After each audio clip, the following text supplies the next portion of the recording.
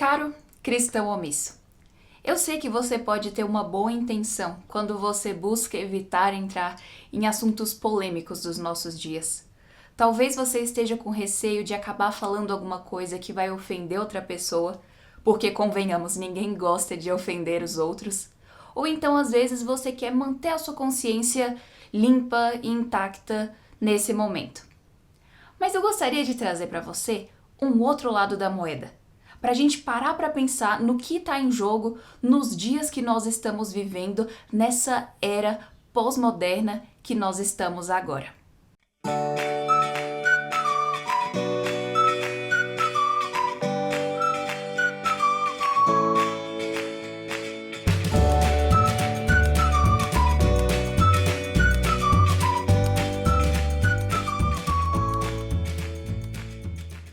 Oi pessoal, tudo bem? Sejam muito bem-vindas para mais um vídeo do Fé e Tulipas, que hoje a gente vai estar conversando sobre esse assunto muito importante.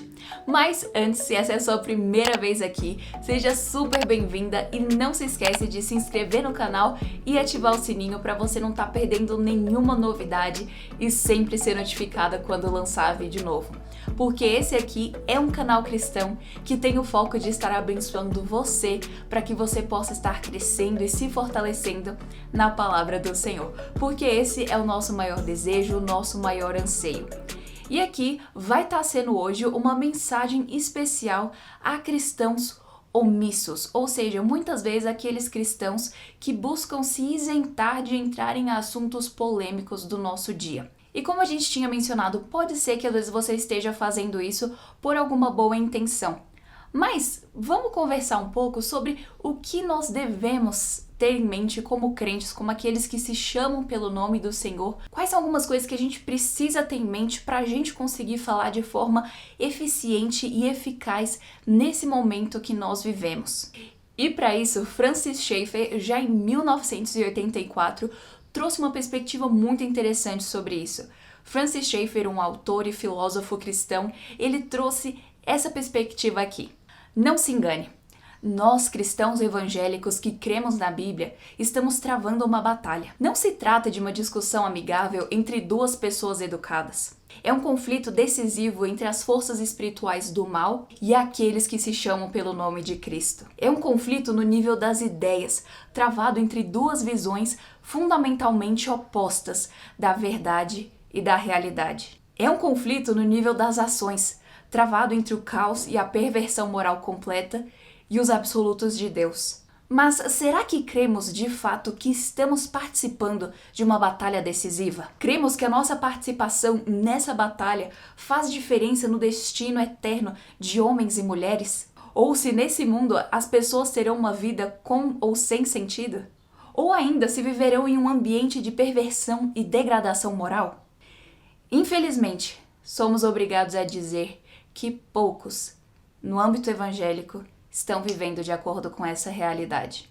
Viu que coisa interessante? O Schaeffer coloca de uma forma muito bem organizada, mostrando que no momento que cristãos decidem entrar nessa batalha cultural, nessa batalha que nós estamos lutando para que os absolutos de Deus permaneçam, quando nós estamos nessa batalha, nós estamos fazendo por amor a homens e mulheres, até mesmo os não cristãos, para que eles possam viver em um ambiente que não seja de caos e perversão moral completa. Então nós entramos nessa batalha tanto por amor àqueles que já são da nossa família da fé, quanto por aqueles que podem se tornar parte dessa família da fé. E vamos concordar em uma coisa. Nós já sabemos que a situação do mundo aí afora está caótica.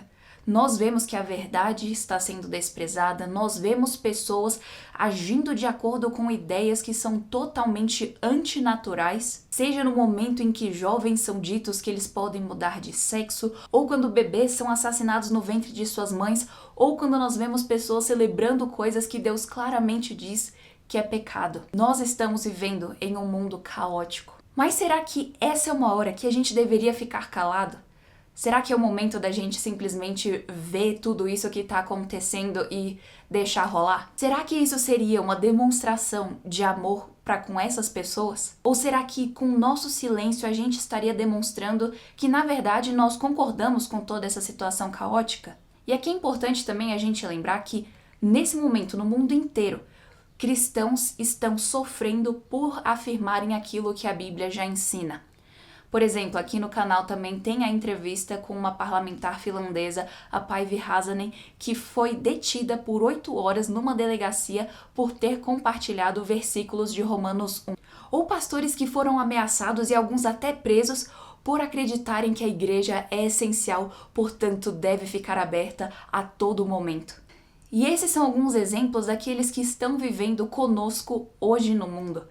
Será que a gente deveria deixá-los sofrerem sozinhos enquanto nós ficamos calados? Ou será que, como crentes, está na hora de que nós nos levantemos e falemos as verdades que não são populares e muitas vezes são difíceis de serem ditas? A gente tem que parar para pensar que se nós realmente amamos o nosso próximo, nós não vamos querer um ambiente de degradação moral para eles. E nisso a gente tem que pensar tanto nos cristãos quanto naqueles que ainda não são. Pensa, por exemplo, nas crianças da sua igreja.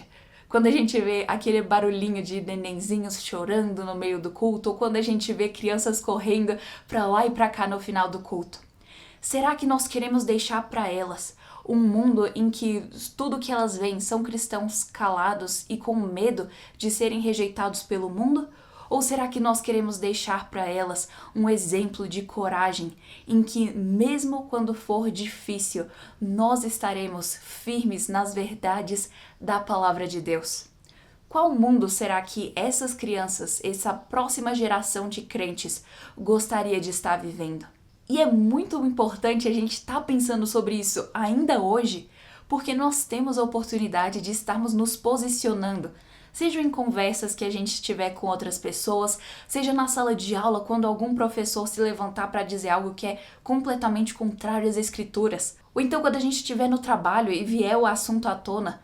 Deus nos chama para que nós estejamos falando a verdade, não tendo medo de falar verdades mesmo quando são difíceis, mas para que a gente possa falar cada uma delas por amor a Deus.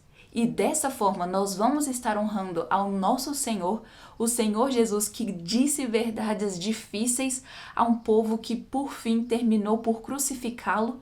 Nós estaremos honrando a Ele quando nós imitarmos o seu exemplo, ao invés de ficarmos com medo de dizer coisas que podem desagradar ouvidos pós-modernos. Sem contar que nós vamos estar carregando o legado cristão durante a história. Jesus morreu por dizer a verdade, João Batista morreu por dizer a verdade, Paulo, Pedro, os apóstolos, os pais da igreja. Nós vemos também, por exemplo, pessoas que sofreram, como John Wycliffe, John Hus, Martinho Lutero, pessoas que estavam dispostas a morrerem por amor àquilo que elas sabiam que era a verdade bíblica. E também, seguindo adiante, nós vemos pessoas que entregaram as suas vidas para que o nome do Senhor Jesus fosse conhecido. E nós vemos, por exemplo, o grande exemplo de Corrie ten Boom, uma mulher que no meio do regime nazista resolveu entregar a sua vida para que ela pudesse zelar, protegendo os judeus, para que eles não fossem presos. E por causa disso, ela e sua família foram presos e ela perdeu vários familiares para defender aquilo que a Bíblia nos ensina a fazer. Será que nós não deveríamos continuar o legado dessas pessoas?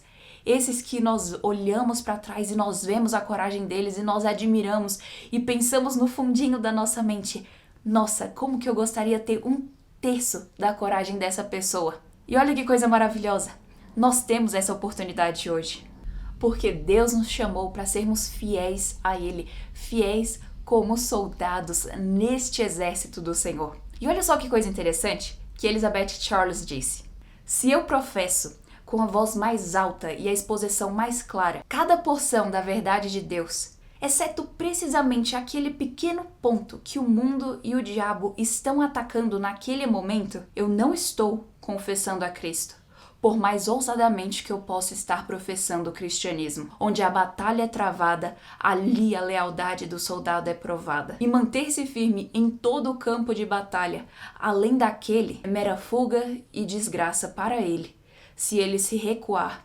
naquele ponto? Você está lutando aonde a batalha é travada ou você está lutando aonde os soldados do inimigo não estão atacando? Essa é uma reflexão que nós precisamos ter para que nós possamos olhar para dentro do nosso coração, para termos certeza se nós estamos verdadeiramente confessando a Cristo quando é difícil ou não. E é por isso que nós devemos estar firmes na verdade. Precisamente no momento que ela está sendo atacada, precisamente quando não é popular, precisamente quando vai ser difícil. Porque dessa forma a gente vai estar provando a nossa lealdade. Qual cristão não quer ser leal ao Senhor Jesus? Esse é o desejo do nosso coração. Porque nós olhamos, por exemplo, para o relato de quando nos é dito que Pedro negou ao Senhor Jesus 3 vezes e o nosso coração quebra pensando como que isso aconteceu. Mas se nós olharmos para nós hoje, será que no momento que a gente se recusa a falar as verdades difíceis, será que nós não estamos fazendo a mesma coisa? Mas ainda hoje, os olhos do Senhor Jesus encontram os nossos e nós podemos ser restaurados. Lembre-se das perguntas que o Senhor Jesus fez a Pedro depois da sua ressurreição, perguntando: Pedro, tu me amas? Que a nossa resposta seja a mesma que a de Pedro. Sim, Senhor, tu sabes que te amo. Então, por isso, nós vamos querer apacentar as ovelhas que o Senhor Jesus nos deu, cuidando da próxima geração e tendo certeza de que nós estamos vivendo como servos fiéis dele, tanto por amor aos cristãos como àqueles que ainda são incrédulos, para que o nosso mundo não esteja baseado em mentiras, mas que nós possamos viver pela verdade. E a nossa pergunta do dia vai ser: qual que é uma verdade bíblica que o nosso mundo está atacando? Coloca aqui embaixo pra gente continuar essa conversa e pra gente poder fortalecer uns aos outros para que nós estejamos alertas em relação àquilo que a Bíblia nos diz. Então, comenta aqui que eu vou amar ver os comentários e não se esquece de se inscrever no canal e ativar o sininho para você não estar perdendo nenhuma novidade. E com a graça do nosso Deus, a gente se vê na semana que vem.